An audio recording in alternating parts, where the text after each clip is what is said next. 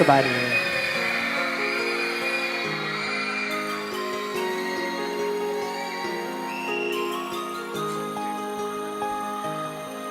อาจจะมีเหตุผลเป็นห้อยเป็นพันบวกกับคำง่ายๆและชีวิตที่เหลือคงใส่สู้ต่อเมื่อเจ้านั้นต้องการจากไปอยู่กับเขาคนนั้นคนที่แสนดีดีทุกอย่างต่างจากคนนี้ที่จะว่าลำคาญและต้องการจะไปจากกันเมื่อเจ้าต้องการจบหาเขาที่มีนี้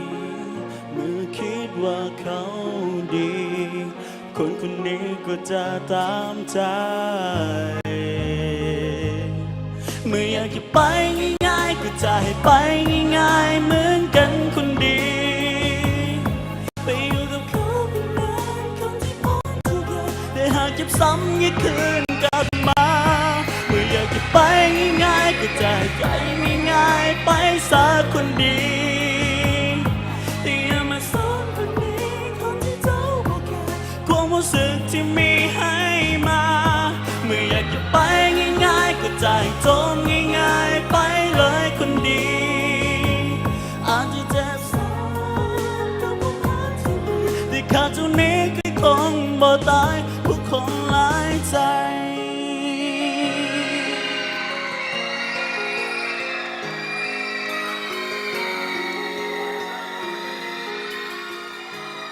Run it, run it, run it, run it, run it, run it, run it, run it, run it, run it, run it, run it.